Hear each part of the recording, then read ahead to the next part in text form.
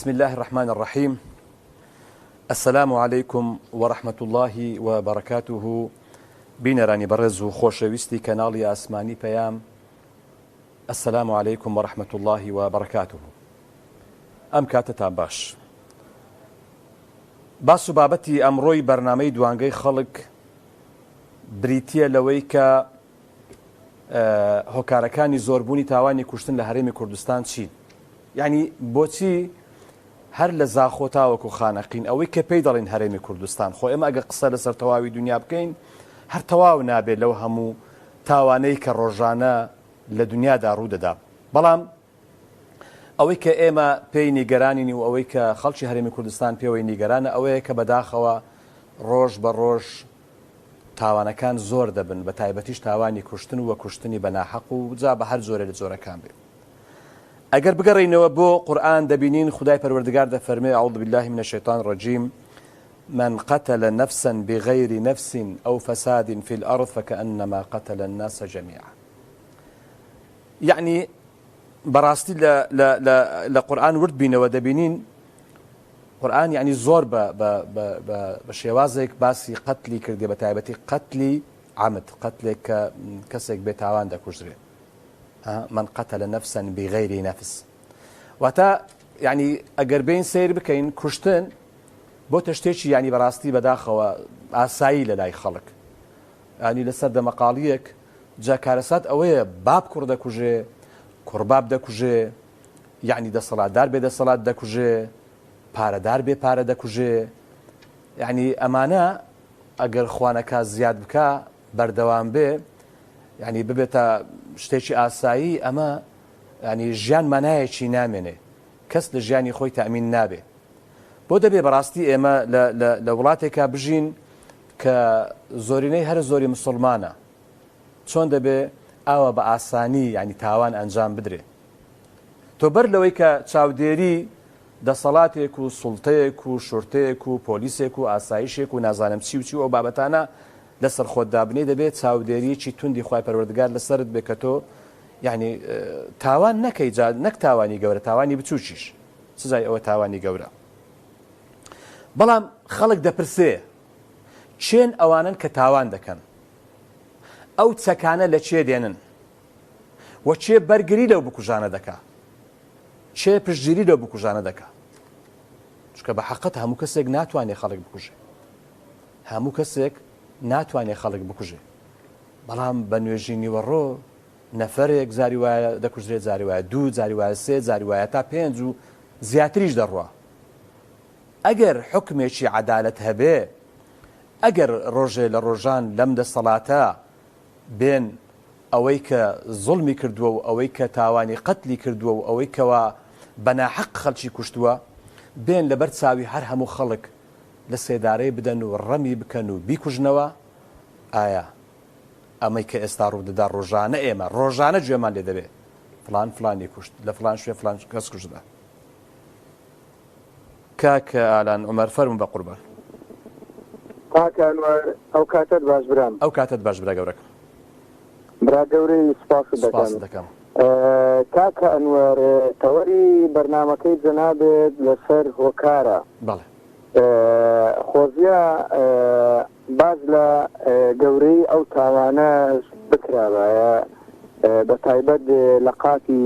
خی گەورە. بەڵێ لەبەروەی حەدیثێکی پێغەمبەرمان هەیە صلی الله عليه وسلم دەفەرمی لقتل مؤمن أعظم عند الله من زوال الدنيا. تصورکە یعنی کوشتنی یەک ئینسانی ئیماندار خی گەورە لە لای زۆر زۆر زۆر گەورەترە لە تێکدانی کەون و کائینات. لە حەدیثێکی تر دەفەرمی لە تێکدانی کەعبە. من بۆیە سەرەتا بۆ حەدیثەی پێغەمبەر صلی الله عليه وسلم دەستم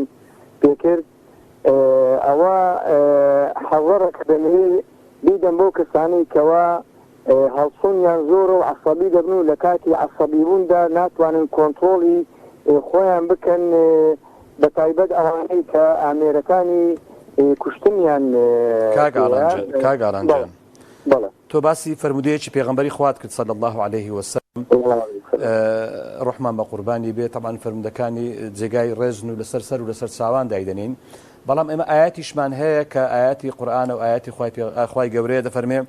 ومن يقتل مؤمنا متعمدا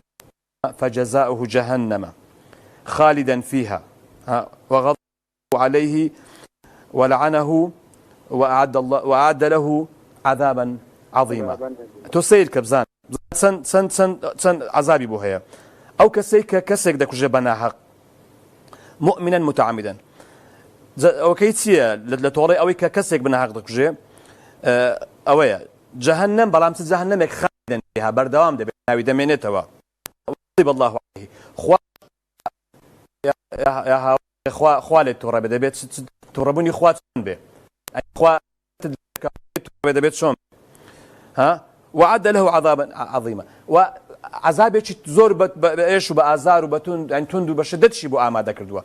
او كلامي خوي پروردگارا وايا كاتا اگه خلچ غير براستي مؤمن به ایماندار به براستي مسلمان به وترسي خوي للدا به بحقت اشتواناك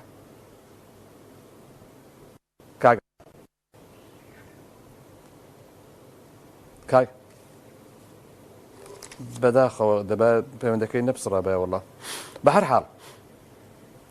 يعني توسيل كاجر اما دي قيد بين براستي نكر تاواني قتل لحريم كردستان يعني تاواني قتل يعني براستي شتيكا خريكه دابا لحالتها دابا بديارده يعني تور سيري قتل ك سيري مواد مخدره يعني تحرش يعني دزريجي كردنا سر موسي خلق وهزي وشاهدي زور الربا لها موشي كار الساتر يعني ازيت وازارداني دايكو باوك للاين رولكانو اما انا همو تاوانا بلام اويك اما تركيز ما كردو تستر اويك قتله اگر د صلاتي شي عدل هبي اگر او كسانيك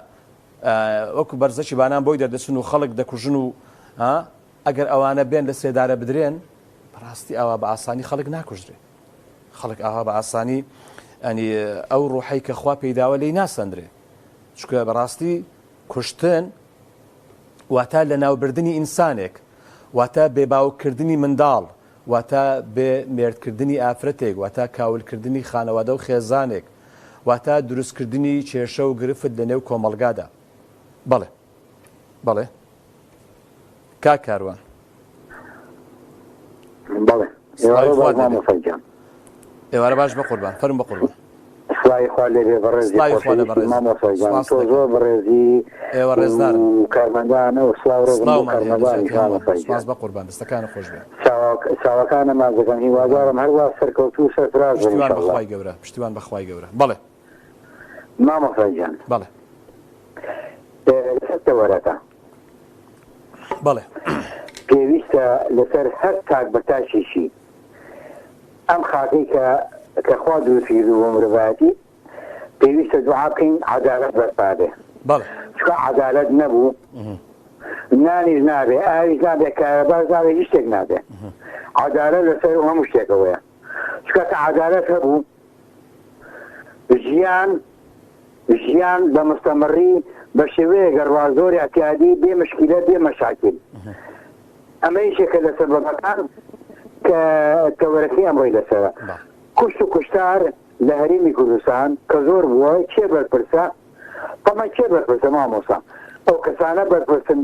کە دەسەڵاتێکی ڕەهایان بەدەستەوەیە لەم هەرێمی کوردستانە تۆ ناتوانێ بڵێ یەکگرتووی ئیسلامیە حیزبی دادگەریە حیزبی شوعی بەرپرسە ئەمانە بەرپرسن لە تاک بە تاکی هەرێمی کوردستان ئێستا بۆمان هەیە ئەگەر هیچی بێتە سەرمان ماڵ مۆکمان هەبێ شێ بەرپرسە حاکمی ئەو هەرێمە بەرپرسە کە حکمی بەدەستە ئەمە یەکێک لەوانە جا لەبەرەوە هەر قەومێک ئەمە لە قورعانی پیرۆزی هاتووە مامۆستا ئەنوەر لە سوورەتی ڕەعدا خوای گەورە ئەڵێ ئەفەرمێت ئەڵێ ئەمر قەومێک ناگۆڕێن هەتا قەومە خۆی نەگۆڕێ أما من بكردي أمازون إن الله لا يغير ما بقوم حتى يغيروا ما بأنفسهم أم حزباني يسا بالبرسن لو كارساتي يسا بسهين يعني كابرايك تايتشي يا كابرايك حمارة يا كابرايك إيجا كابو خوي أما لما كده كاتي بانغا شايعلن هلي أرى مانگەشەی ئارانیەکەن و هەلی نازانم چیەکەن و ئارامی و ئاسایش و ئەمانە ئەمە ئاسایش و ئارانەکەیان جاگەر ئەمە لێ ئاسایش و ئارانەکەیان کەواتەی تر خەڵک چی بکە ئەگەر ئارام نەبێت بەڵێ جاگەر ئارام بێ ئەوەندە خەڵکە بکوژرێ ئەگەر ئارام نەبێت دەبێت چۆن بێت ئەگەر ئارام نەبێ بێتی بێ وەکو حەربی عالەمی وەکو هیرۆشیمامان لەبێ قەمبەرەمان ئاگرمان بەسابرە مامۆستا یەکشتیکە هەیە تردی قەسددا وەکو ڕۆژنامە نووسێک حتا تەنانەت ئەو ئاوەشی کە هێن بە خەڵک ئاوەکە پیشە حتا تەنانەت ئەو ئاوەشی کە حتا تەنانەت ئەو کارەبایەش هێن بە خەڵک جۆرێکە لە ڕەزالەت و لە یاریکردن بە مەشاعیر و بە عەقلی مرۆڤایەتی مامۆستا تۆ بیرەکردێتەوە ڕۆژ لە ڕۆژان وەکو ڕۆژنامە نووسێک ئەگەر جوولەکەیەک ئەگەر کافرێک ئەگەر لادینێک حکمی وڵاتی کوردیا ئەوەی لە وڵاتە کوردیا تۆ بیری لەوە کردێتەوە من هەرگیز باوەڕ ناکەم وای لە وڵاتە کوردیا ئێمە گلەی لە کەسێک ناکەین ئەگەر کورد نەبێ بێ زوڵم لە کورد بکە گلەی لێ دەکەین تەبعاً ینی بەرهەمسی دەکەین بەڵام کارەسات ئەوەیە تۆ کورد بێ زوڵمت لێ بکە کورد بێ نەعەدالەتی کورد وای لێ بێ خەڵک بە ئازادی ینی بسوورەتەوە و خەڵکیش بکوژێ مامۆستا گیان ئەوە کارەساتێکی زۆر گەورەیە زۆر گەورەیە تەسەوورەکەی هەرچی عالەمە هەرچی جیهانە حتا وڵاتە ئەوروپیەکان وڵاتە عەرەبیەکان وڵاتە جیهانیەکان لەم حکومڕانیە ئەزانن و بێزارن بەس ئەوەی لەسەرمانە وەکوتم خوای گەورە قەڵێ ناگۆڕێ ئیلا ئەبێ قەومە خۆی گۆڕێ گۆڕاکاری لە خۆیان بکە خۆی چاکە دەستەکانت خۆش بێ ڕێزمان سوپاس بە قوربان دەستەکانت خۆش بێ لە هەرێمی کوردستان ینی بەداخەوە وای لێ هاتووە ینی بۆتە وەکو بابەتێکی ئاسایی ئەها لە فلان شوێن من نەحەز ناکەم ناوی هیچ شوێنە بێنم ئەو بەرنامەیەش تایبەت نییە بە قەزایەک و بە ناحیەک و بە شارێک و بە پارێزگایەک و بە نازانچی ئەم بەرنامەیە لە نەتیجەی ئەوە دانراوە کە بەڕاستی لە هەرێمی کوردستان تا دێ ڕۆژ بە ڕۆژ تاوان زیاد دەبێ و تا دێ بەڕاستی ینی خەڵک دەکوژرێ خەڵک زوڵمی لێ دەکرێ خەڵک بە هەموو شێوازێک ینی بەڕاستی تاوانی بەرامبەر دەکرێت خەڵکێکی زۆر ینی ئەمە ئەوە دەگەێنێ دەڵێ کاتێک کە تاوانبار هەستی کرد لێپێچینەوەی لەگەڵ ناکرێ ئیدی بەردەوام دەبێت لە تاوانەکەی ئەگەر نا ینی بەڕاستی ئەگەر خەڵکێک ببینێ ئەگەر 10 ساڵ بەر لە ئێستا ئەگەر 20 ساڵ بەر لە ئێستا ئەگەر 30 ساڵ بەر لە ئێستا ئەم دەسەڵاتە دوو کەس ینی ئەعدام بکردابایە لە سێدارە بدابایە لەسەر ئەوەی کە بەناحەق بەعەمدەن خەڵکیان کوشتووە بە زوڵم خەڵکیان کوشتووە ینی بەڕاستی ئەوەی ئێستا دەبوو نەدەبوو ئێستامە قەتلی عەمدمان هەیە شوبهە عەمدمان هەیە قەتلێکمان هەیە کە لەوانەیە هیچ چۆن دەڵێ وەکو قەزا و قەدەرێکە و حاڵەتێکە ئەمانە بابەتێکی ترە یعنی لەوانەیە سڵح بکرێت لەو بابەتانە بەڵام بابەتی قەتلی عەمد تۆ کەسێک لەسەر شتێکی زۆر بەسیت و سادە ینی لەوانەیە تەنانەت حەقی ئەوەت نەبێ زلێکی لێ بدەیت بەڵام تۆ گولەیەکی لێ دەیکوژی تۆ ئەگەر ئەمین نەبی لەو دەسەڵاتەکە با لە سزنیشت بکە ینی با لە سزنیشت کە لە سزنشی لێ دەکا خواردنی باشت بۆ دادەنێ و قەڵەوت دەکا و لەوانەیە ینی پاشی ماوەیەک دەرت کە خراتر بکەیت بەڵگە زۆرە لەسەر ئەو بابەتانەی کە مەسەلەن بۆ نمونە چوەکو قاتڵەکان یاخودوانی کە مدمنی مخدراتن ینی بەڵێ هەیە تەوبەی کردووە و سڵحی کردووە و کێشەی نماوە و گرفتی نماوە و گەیشتۆتە قەنەعات کە ئەوەی کردوێتی غەڵەتە ئەمانە هەمووی تەواوە هەیە دەستەکانیان خۆش بێ ئینسان غەڵەت دەکا و تەوبە دەکا و هەروەها لەگەڵ خاوەنی ئەو قوربانیش سڵح دەکا ئەمانە بابەتێکی ترە بەڵام خەڵکانێک یعنی دەبینین تاوان دەکا و بەرگریشی لێ دەکرێ و هەروەها زوش ئازاد دەکرێ و دەگەڕێتەوە جارێکی تریش تاوان دەکا و جارێکی تریش تاوان دەکا جاچ تاوانی قەتڵ بێ هەر تاوانێک بێ و تاوانە قەزەونانەی کە هەیە لە هەرێمی کوردستان کە بەداخەوە ینی نەدەبوو ئەوەی کە ئێستاکە هەیە و ڕووبدا ئەتۆ ئەگەر بین سەی دنیاکەین ینی لە تەواوی دنیادا لە وڵاتانی ئەمریکا ڕۆژئاوا لە وڵاتانی ئەمریکا با بڵێن ینی بە ڕێژەیەکی ئێجگار زۆر قەتل هەیە یعنی جاری وا هەیە گوێمان لێ دەبێ باز دەکرێت بۆ نمونە کەسێک لە شوێنێک لە ماڵەکەی خۆیان لە شوێنێکی ئاوا مسەیتەر بەسەر خەڵکە دانیشتووە هەر بە ئارەزووی خۆی خەڵک دەکوژێت لەو ساڵانەی ڕابردوو نی ئاوایەکێ دانیشتوە هەر بە ئارەزوی خۆی چەند کەسی کوشت تا 2000 گرتیان ئەمە ینی بۆ وای لێبێ بۆ ئێرە بگاتە ئەو ئاستە بۆ گەیشتە ئەو حەدەی باوک کوڕ بکوژێ ئەگەر تەوعیەی خەڵک هەبێ ئەگەر خەڵک ینی چۆن دەڵێ ئاراستە بکرێ بە دین وەکو دین ینی خەڵک نەسیحەت بکرێ ئامۆژگاری بکرێ بەڵام بە ئەعلام و بە ڕاگەیاندن و بە کۆڕ و بە کۆبوونەوە و بە هەموو بابەتێک هەموو ئاراستەکان بەرەو ئەوەیە کە خەڵک ئیدی ڕووی تاوان بێ جا تاوانی کوشتنە تاوانی عەرەق خواردنە تاوانی مخدراتە تاوانی تەحەڕوشە تاوانی ئەو تاوانانی کە ئێستا لە سۆسیال میدیا دەکرێت ینی بەڕاستی ئەعلام بۆ ئاراستەیە بەداخەوە کاک پۆڵا سڵاوی خوارد لێ بەم کاتت باش سڵاوی خوا لە برای بەڕێز لە بینەرەکان لە هەموو کارمەندەکان بەڕێزی بە قوربان کاک ئەنوەر هەندێکی بەڵێ هەندێکی لەو ڕووداوانە پەیوەندی بە تاک و کۆمەڵگا هەوەیە ویلایەکەی تریشی پەیوەندی بە دەسەڵاتەوەیە یعنی دوو ئێستا بریکەینە دوو بەش یەک باسییان کە بەڵێ یەکەم پەروەردە پەروەردەی کاک لە ماڵەوە و پەروەردەی سەرکردن لە خوێندنگاکان تا زانکۆ بە پلەی خوێندەواریان وە پەروەردەی ئاینیش چونکە ئاینی پیرۆزی ئیسلام تاوانی کوشتنی یەکلا کردوتەوە هیچ کەسێک نییە کە تەمەنی تەنانەت ساڵش بێ نەزانێت ئەوەیان نەقسانی لێرە هەیە ناتەواوی بەڵام پەروەردە بە شێوەی گشتی لە سەرەتاییەوە لە ڕێزگرتن لە یاسا لە دام و دەستگاکان ئەوە خاڵێشتریان بەڵام ئەوەی ڕوودەدا دوو جار کارەساتە کاگەنوەر دوو دەمەقاڵەی دوو کەسی ئاسایی نین ئەوانەیە هەندێکیان سەگداری دەسەڵات سەگداری دەسەڵات کارەساتە کە لە فەرمانگەیەکی سەربازی دەبێ خولی شیاوی بۆ بکرێتەوە نابێت تەنها بە پشتگیری و تەسکەی حزبی کەسێک وەربگیرێت کارەسات لێرەیە ئایا دەبێت خێسانی دەروون ناس کۆمەڵ ناس هەڵسەنگاندنی بۆ بکەن ئایا تا چەند ئەو تاکە کە وەردەگیرێ شیاوە کاگەنوەر لە ڕووی چەند شیاوە ناکرێ هەر لە ڕێگەی بەرپرسێ کۆنامەیەک بنێردرێ و فلانە کەس خزری فلان کەسە لە شوێنەوەژیرێ کارەسات دروست دەبێت خولی بەردەوام ناکرێتەوە تەکەکە بۆ هەڵگیراوە دەبێت ئەم پرسیارەکان شیکەینەوە گەر کاتە بێت ئەو بەڕێزە کە دەبێتە سەگدار بۆ هەڵت گرتووە ئایا بۆ مەرامی خۆت هەڵت گرتووە بۆ سوودی خۆت هەڵت گرتووە یان بۆ کۆمەڵگاکەت پاراستنی ئەمن و ئاسایشی خەڵک کامیان لێرە قەناعەتی بۆ دروست بوو ئەوەش لە ڕێگای چێوە داودێریکردنی بەرپرسەکان تا ئەفسەرە لە باڵایە و بۆ مکافعە دەکرێت نییە لە کوردستان ئەو شتانە نییە کاکە ئەوەی پابەندە مەسەلە بۆ نمونە کاکە ئەنوەر لە فلان شوێ لە فلان بەڵێ لە فلان فەوت تاکەکە چەند تا ئێستا بۆ ماوەی ساڵێک پابند بۆ بە ڕێنمایی و یاسا سەربازیەکان لە پۆلیسە لەدا چەند هەڵتاوە بە چەند ئەرێک چەندی جێبەجێ کردووە چەند کێشەی دروست کردووە ئەوانە بێ هەمووی هەبی لە کوردستان نییە هەڕەمەچیە باڵێکی تر دێ خۆیەتی کاکە یاساکان کاکەنوە یاساکان من پرسیارێکی سادە لەو دادوەرانە دەکەم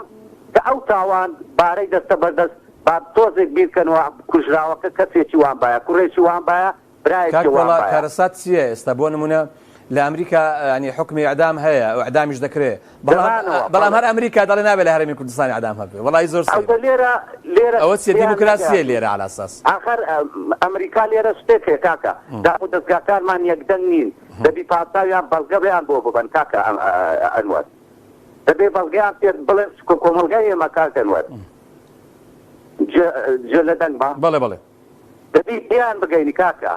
ئەنوەر هەر کۆمەلگایەک سروشتی خۆی هەیە سروشتی خۆی خۆ دەزانی کۆمەلگای کوردەواری لەوەتەی هەیە سەرکوت کراوە لە لای دوژمنەوان تۆزێک هەست و سۆزی هەیە بۆ چەک بەڵامەوە پێویستی بەڕێخستنە پێویستی بەڕێخستنە دەستەکان پەیوەندی ترم لەگەڵ کاک پۆڵاجیان چاوت ماسەکەم زۆر سپاس دەکەم کاک ئەحمەدجان لە هەولێر سڵاوی خوا لەبێ فەرموو الو بەڵێ کاک ئەحمەد دەنج تەلەڤیزۆنەکەت کەس کەس السلام علیکم وعلیکم السلام ورحمة الله بەڵێ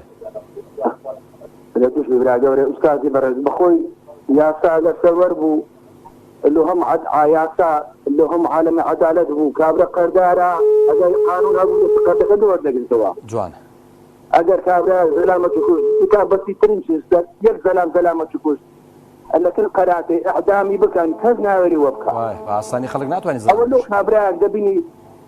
عاد خوريك ديكن الشيخ بناوي الشيخي ترى عالمي دبري وإنشان فين هاي كل مشروع دروس كان بناوي دبان با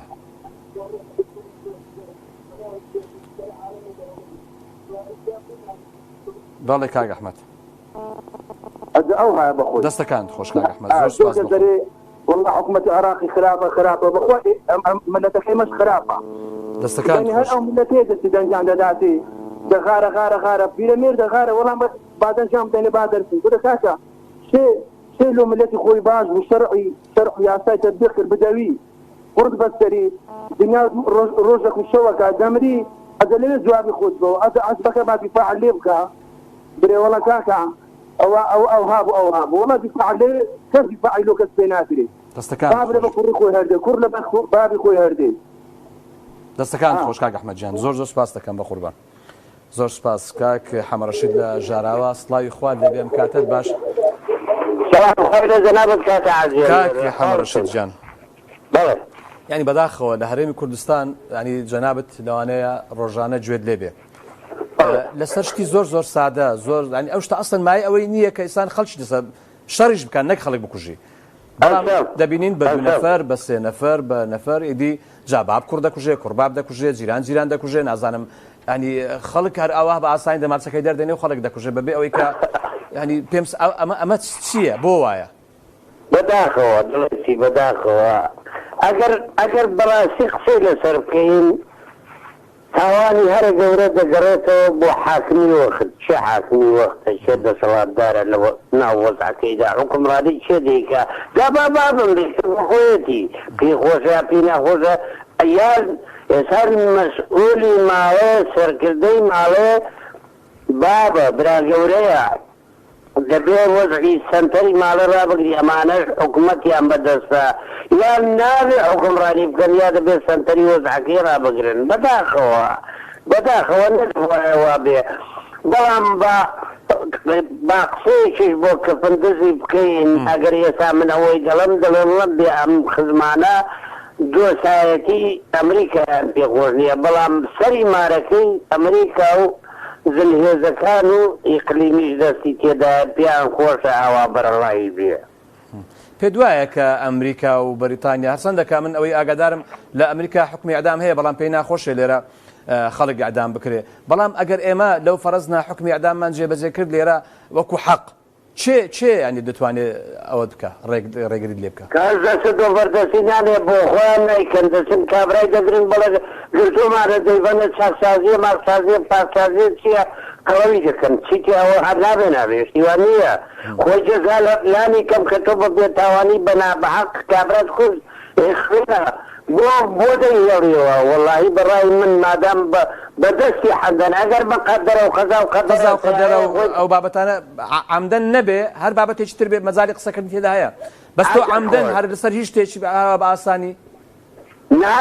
ناکرێ ئەمە بەرەڵایی تێدا دروست دەبێ حکومڕانی تێدا ئیفلیس دەبێ بەڵام پێم سەیرە کار بەدەسا بە تایبەتی ترۆسکی دەسەڵات دەبووە بیلۆزعەکەی بکەنەوە کەکە ئاواز دەسەڵات بێنن یا حکومڕانیی تەندروست بکەن بۆ دەکرد میلەت بازی زۆر داوە میلەت مەزڵومە میلەت زوڵمی لێ دەکرێت لەسەر چەتری بەناو کوردایەتی بازێکی زۆرماندا زۆر خەڵک ماڵوێران بوو کاکە دەربەدەری ئەنوالی ئەدام سوزانم چه ناکرا بۆ میلەتەی دەستەکانت خۆش بێ کاک حەمەڕەشید سەرت خۆش بێ ڕێزمەیە بۆ هەموو دەستەکانت خۆش زۆر سپاس کاک عەبدوڕەحمان سڵاوی خوا دەبێم کاتت باش بەڵێ برا بەڵێ گیان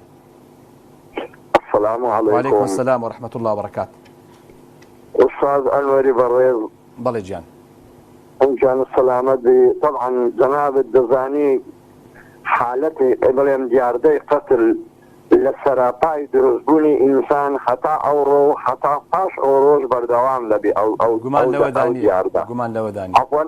ظلم قمان لودانية وايا أو بالنسبة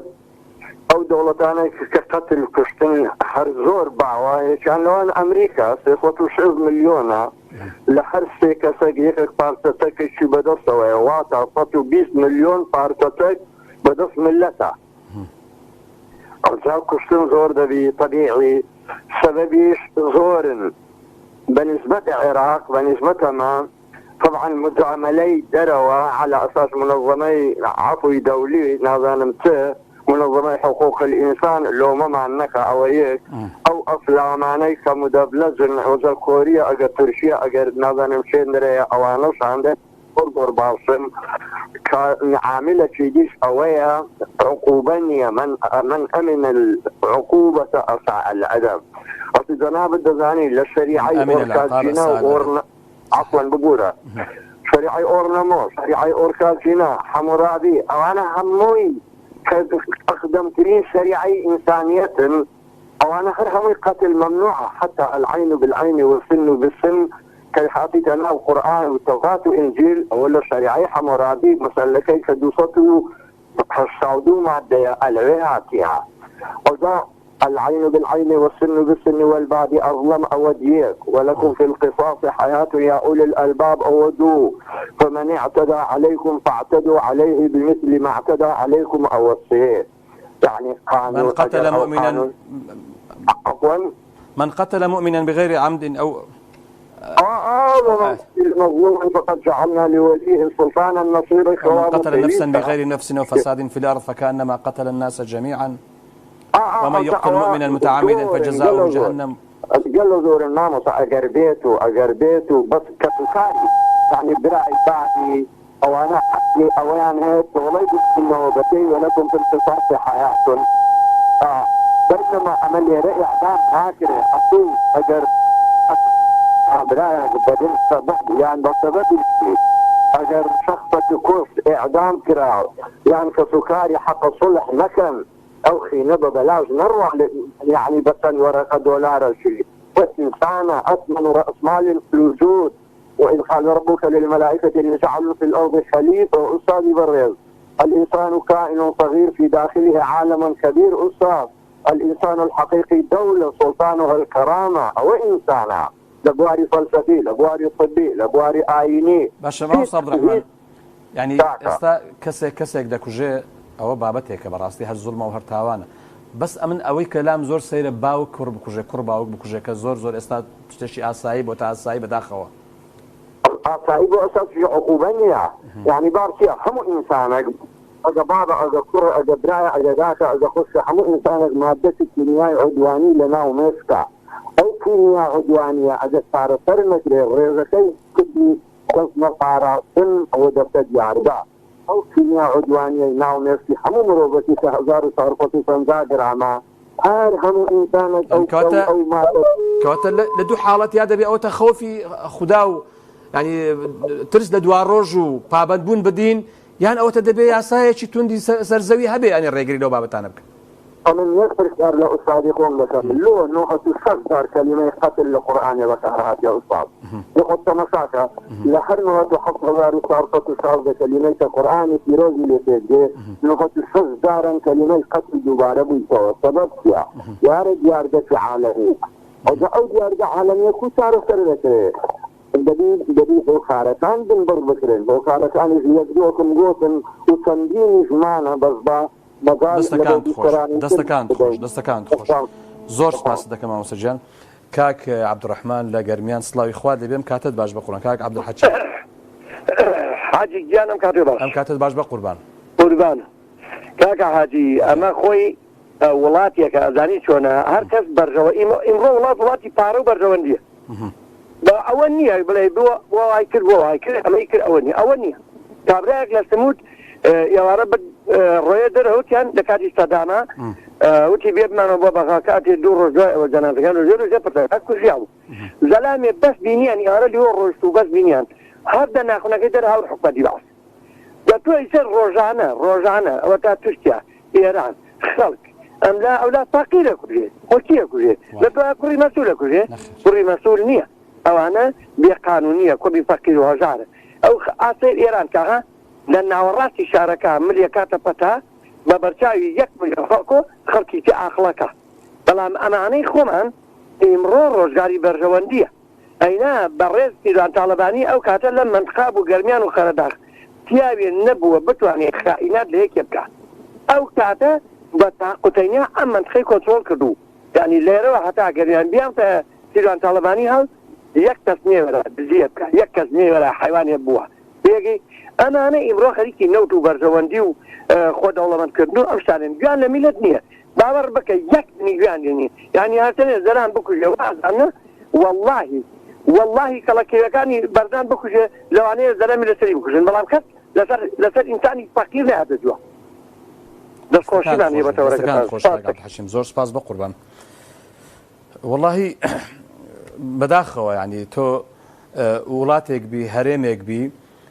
حکومەتێکت هەبێ و دادگات هەبێ بەڵام یعنی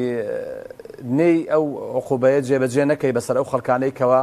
خەڵک بە ناحەق دەکوژن چکە لە حەقەتدا بە ناحەق کوشتنی خەڵک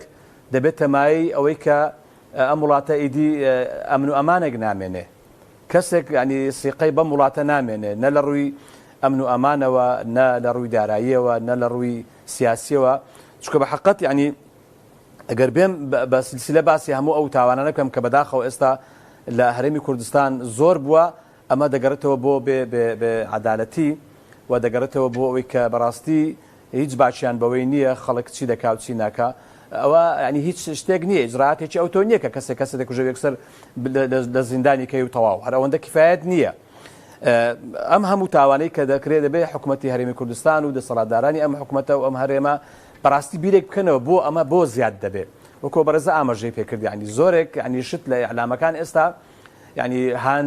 هاندانە کە بە ئەوەی کە خەڵک ینی یەکتر بکوژێ خەڵک ینی زوڵم لە یەکتر بکە خەڵک تەحەڕوش بە یەکتر بکە خەڵک ینی هان دەدرێت بۆ ئەوەی کە بەرەو مخدرات بڕوا بەرەو ینی سەرخۆشبوون و بەهێژبوون بڕوا یعنی ئەمانە ئەگەر دیقەت دەین لە هەر وڵاتێکی دنیا ئەگەر حاڵەتی ئاوا کە زۆر بێ ئەمە ئینهیاری ئەو وڵاتەیە ئینهیارێکی ینی بەڕاستی کۆمەڵایەتیە ئەخلاقیە سیاسیە ئابووریە چکە تۆ سیر کە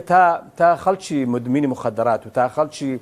ینی شەڕانجێز و تا خەڵکی تاوانبار و تا خەڵکی ینی خراپ زۆر بێ ینی ئەم وڵاتە لە هەموو ڕوەکانەوە ئیدی بەرەو هەڵدێر دەڕوە بۆیە بە حەقەت ینی گرنگە و زۆریش گرنگە ینی دەسەڵاتدارانی ئەم هەرێمە عەقڵمەندانی ئەم هەرێمە ئەوانەی کە بەڕاستی خەمی ئەم وڵاتەیە ئەگەر ما بن خەڵکێک ینی خەمی ئەو وڵاتەیان بێ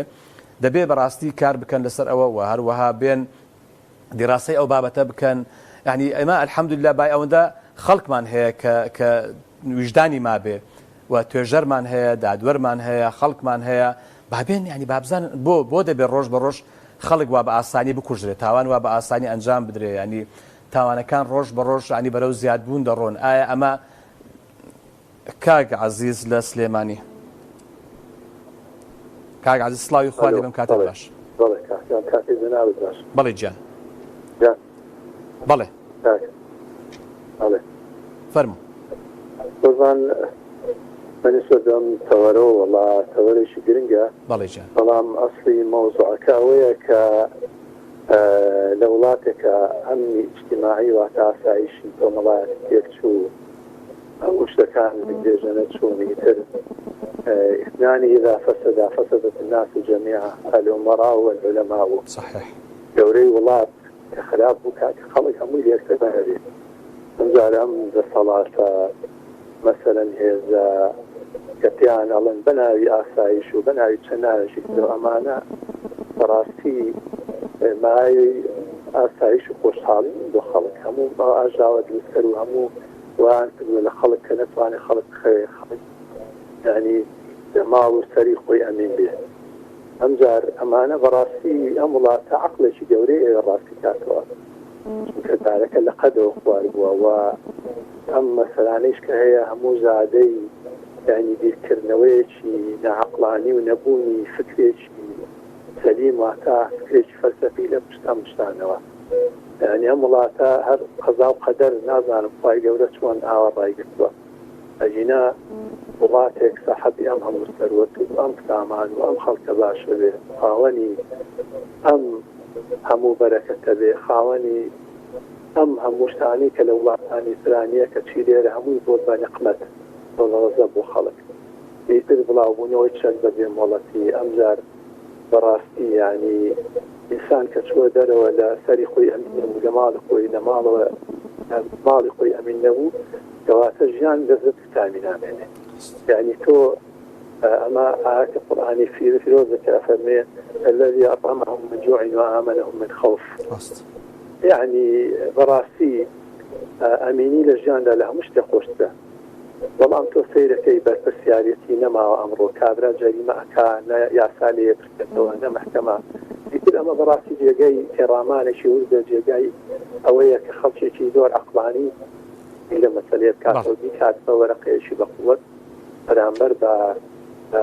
براسي أو حتى صلاتي كهلا ملاتا يعني بوجره بوشي لملاتا و كمتم أمها مشتانيتها بلام مرۆڤەکەی لەژێر هەڕەشە و لەژێر ناڕەحەتی دابێت ئیتر ئەمە زۆر هەڵەگرێ بەڵام دەستەکانی خۆش بێ ئەم شتانە بڵێم کات زۆر سپاس دەکەم شتێکی باشت بیر هێنامەوە دەستەکانت خۆش بێ لە کۆتا قسەی ئەو بەڕێزە کە فرمودەیەکی خوای پەروەردگارە ئاەتێکی قورئانە ئەطعەمەهم من جوع وآمنهم من خوف والله ئەو دەسەڵاتی هەرێمی کوردستان ئەو کاتە دەسەڵاتێکی عادلە ئەو کاتە دەسەڵاتێکە کە خەمی ملەتیتی ئەو کاتە دەسەڵاتێکە کە بەڕاستی دڵسۆزە بە ئەم میلەتە ئەگەر ئەم میلەتە لە برسێتی ڕزگار بکە و لە ئەمانیشاندا بنێ کەی خەڵک لە ئەماندا بوو و برسی نەبوو تێر بوو بێ مشکلە بوو ئەمجا ئەو دەسەڵاتە پێی دەوترێت دەسەڵاتێکی ڕەشید بەڵام تا ئاوای ئێستا کە دەیبینین ئەم دەسەڵاتە بەڕاستی نەخەمی خەڵکیتی و نە ئاگای لە خەڵکە و تەنها خەمی کۆمپانیا و جیرفان و قاسەکانی خۆیان و کوڕ و نەوە و هەروەها دەوروبەرەکانی خۆیانە تا ئاوا بن بە حەقەت ئەمانە دەسەڵاتێکی خراپن ئەگەر هاتو بەڕاستی خەڵکیان لە برسێتی ڕزگار کرد و خەڵکیشیان ئەمین کرد لە ماڵەکەی خۆی و لە کەسابەت و لە هەڵسوکەوت و ڕۆژانە ئەوە بەڕاستی دەسەڵاتێکن تەواوە هیوادارم کە ئەو دەسەڵاتە وای لێبێ و بگاتە ئاستەی کە دۆستی خەڵک بێ خزمەتکاری خەڵک بێ و لە پێناوی خەڵکە بتوێتەوە و خەڵکیش هەمووی دۆستی ئەم حکومەتە بێ بەڵام کەی بەڵێ